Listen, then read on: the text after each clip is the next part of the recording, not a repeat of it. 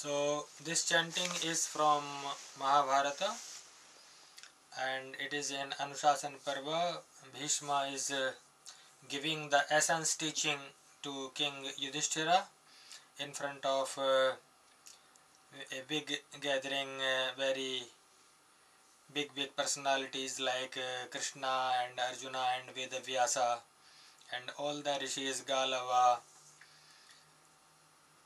Maharshi Dhaumya was present there, and in that great association of learned men, there Bhishma is telling that this Bharat Savitri, the essence of Sri Mahabharata, is a very powerful chanting. If you can't do every day Panch Mahayajnas, that is Brahma Yajna, Bhuta Yajna, Deva Yajna, Pitra Yajna and Manushya Yajna. So if you are not able to do many other compulsory rituals in day-to-day life, if you chant only this one, it can complete all the rituals. This chanting is so powerful that your all ancestors can be freed from the worldly suffering and get liberation, and all the deities become so happy, all the rishis become so happy, all the creatures of the world become so happy. So this chanting is very powerful chanting. So please just listen and chant Om inside. Yudhishthira uvacha Pitamaha Mahaprajya Sarvashastra Visharada Kim Japyam Japato Nityam Bhaved Dharma Phalam Mahat Prasthane va praveshe va pravritte vapi karmani Daive va shraddha kale va kim japyam karma sadhanam Shantikam paustikam raksha shatrughnam bhayanashanam Japyam yad brahma samitam tadbhavan bhaktumarhati. Shri Bhishma uvacha Vyasa proktamimam mantram shrunushvaikamana nripa Savitriya bihitam divyam sadyah papa vimochanam Shrunu mantra vidhim kritsnam prochyamanam maya nagha Yam shrutva pandavasreshta sarva papaihi pramuchyate.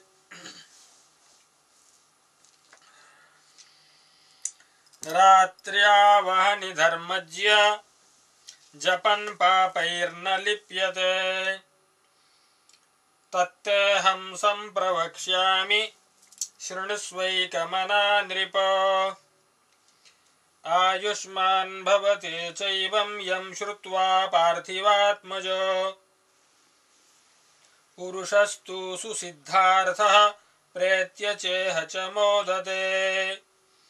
Sevitam satatam rajan pura rajarshi sattamaihi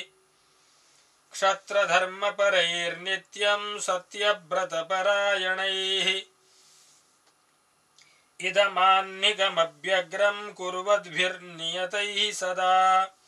Nripair bharata shardula prapyate shriranuttama Namo vasisthaya mahavrtaya parasharam vedanidhin namasye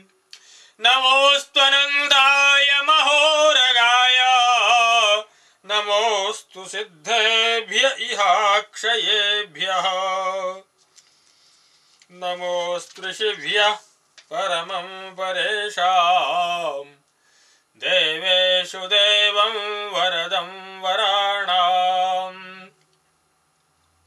Sahasrashirshaya namah shivaya सहस्रनामाय जनार्दनाय अजैकपादहिर्बुध्न्यः पिनाकी चापराजितः ऋतश्च पितृरूपश्च त्र्यम्बकश्च महेश्वरः वृषाकपिश्च शम्भुश्च हवनोऽथेश्वरस्तथा एकादशैते प्रथिता रुद्रास्त्रिभुवनेश्वराः शतमेतत्समाम्नादं शतरुद्रे महात्मनाम् अंशो भगश्च मित्रश्च वरुणश्च जलेश्वरः तथा धातार्यमा चैव जयन्तो भास्करस्तथा त्वष्टा पूषा तथैवेन्द्रो द्वादशो विष्णुरुच्यते इत्येते द्वादशादित्याः काश्यपेया इति श्रुतिः धरो ध्रुवश्च सोमश्च सावित्रोऽथानिलो नलः प्रत्यूषश्च प्रभासश्च बसवोऽष्टौ प्रकीर्तिताः नासत्यश्चापि दश्रश्च स्मृतौ द्वावश्विनावपि मार्तण्डस्यात्मजा वेतौ संज्ञानासा विनिर्गतौ अतः परं प्रवक्ष्यामि लोकानां कर्मसाक्षिणः अपि यज्ञस्य वेत्तारो दत्तस्य सुकृतस्य च अदृश्याः सर्वभूतेषु पश्यन्ति त्रिदशेश्वराः शुभाशुभानि कर्माणि मृत्युः कालश्च सर्वशः विश्वे देवाः पितृगणाः मूर्तिमन्तस्तपोधनाः